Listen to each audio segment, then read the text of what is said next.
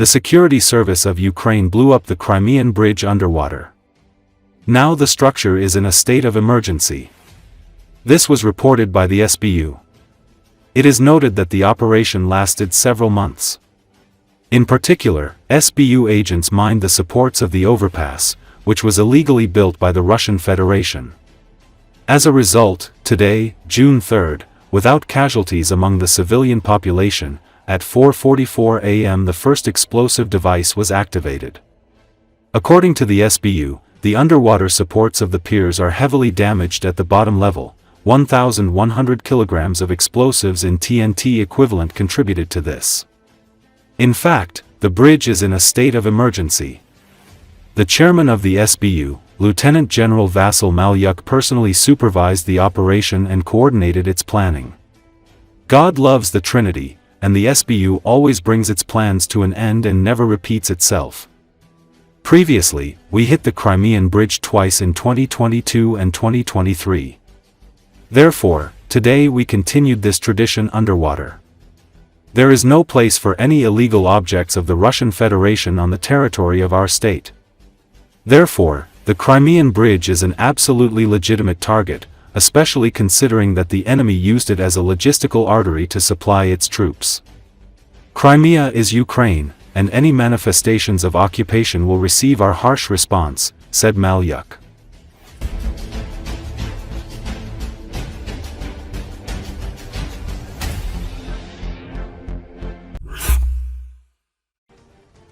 Ukraine has pulled off one of its most daring operations, attacking key airfields of the Russian Aerospace Forces strategic aviation with drones. Z-channels have erupted in hysteria, demanding nuclear strikes against Ukraine. The angry patriot, Maxim Kalashnikov, also spoke out. A complete failure of the FSB, he wrote. The well-known Z-channel, military informant, did not hide its shock. Strategic missile carriers are attacked by FPV drones launched directly from the scene. How to comment on this, we have no idea.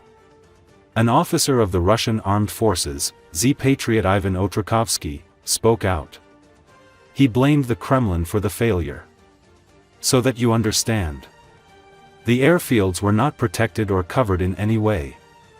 Not by electronic warfare, not by air defense, including mobile, not by hangars in which the planes were supposed to be hidden. A cheap UAV destroyed strategic aviation planes, the cost of which is billions, and what's worse, they are no longer produced. It feels like we are being deliberately deprived of means of protection before a possible world war. Who is depriving us? The same ones I am constantly talking about, a group of spies sitting in the highest echelons of power, Otrakovsky wrote. The Russian channel, Protests in the World, expressed an interesting idea. It did not hide its admiration for what was happening. This is what one of the most daring pages of modern military history looks like, an attack by the Ukrainian armed forces on an airfield of strategic bombers. The Ukrainian defense forces are not just striking, they are changing the very nature of war. Today's operation against the Russian strategic aviation is already on a par with the epical attacks of the past, the British raid on Taranto in 1940 and the Japanese attack on Pearl Harbor in 1941. Then, naval aviation showed for the first time that battleships are a thing of the past. Now this role is played by drones. Small, smart, precise. They easily penetrate thousands of kilometers deep into the enemy and do what used to be the task of entire fleets. Old military textbooks can safely be sent to the waste paper. Ukraine is writing new ones. And it is writing them live on air, the resource wrote. Z-propagandist Pozdnyakov began to threaten that he would tell the Russian dictator Putin about what happened and hit him with Airstrike. Who will be held accountable for this? I have tears in my eyes, he wrote. The Russian military 13th went further and demanded a nuclear strike on Ukraine. This is damage to our nuclear shield, the shield of our country, the occupier was indignant. Z-propagandist Romanov also did not keep silent. The bombers were built during the more developed civilization of the Soviet Union and are a non-renewable strategic resource. Modern stripes have only thought of covering the fuselages with tires. The stripes have not thought of stretching a net from a fishing line, as is done by operators in the SVO zone. There is no need to talk about placing electronic warfare at the bases of strategic bombers. The situation was described quite colorfully by the Russian Z resource, Northern Channel, which is associated with the Russian armed forces. The Ukrainian armed forces are simply destroying our strategic aviation. They have already covered the 4th airfield in a couple of hours. With FPV drones. Not even with missiles. We haven't had to endure such humiliation as today for a long time, he noted.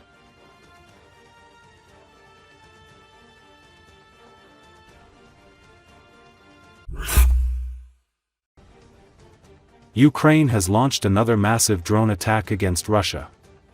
The coordinated assault targeted military and industrial facilities in 8 regions across Russia's western border, causing infrastructure damage and residential fires. Drone attacks on Russian military bases and oil refineries are aimed at disrupting Russia's military capabilities, logistics, and war-funding abilities, according to Euromaidan press media outlet. This also comes after a successful Ukrainian spiderweb operation on June 1 that targeted 4 Russian military airbases deep inside Russian territory. The Security Service of Ukraine used 117 AI-powered FPV drones, smuggled into Russia hidden in trucks. The attack reportedly destroyed and damaged over 40 strategic aircraft, including 2 95 and 2 22 M3 bombers and A-50 radar planes, used in attacks on Ukrainian cities. The operation inflicted an estimated $7 billion in damage, hitting about 34% of Russia's strategic missile carriers at their bases. Russia's Ministry of Defense announced that its air defense systems intercepted 162 Ukrainian drones. Russian officials reported shooting down 57 drones over Kursk, followed by 31 over Belgorod Oblast and 27 over Lipetsk Oblast. Smaller numbers were intercepted over Voronezh 16, Bryansk 11, Ryazan 11, Oryol 6, and Tambov 1 regions. 2 additional drones were reportedly downed over occupied Crimea. Voronezh Oblast experienced infrastructure damage when a high-voltage wire broke on the M4 Don highway. Governor Alexander Gyuzov reported broken windows in houses and vehicles but stated there were no civilian casualties among the 15 drones intercepted in the region. Local residents reported attacks on the Borisogledsk military airfield, which houses an aviation repair plant previously targeted in January 2025, according to Russian independent media Astra. In Lipetsk Oblast, a drone crashed behind a 3-story apartment building in Lebedyen, causing a fire and shattering windows from the blast wave. Local reports suggested drones attempted to target the Novolipetsk metallurgical plant NLMK industrial plant that produces steel. In Kursk, Governor Alexander Hinstein reported damage to residential buildings and other structures, however this information is not verified.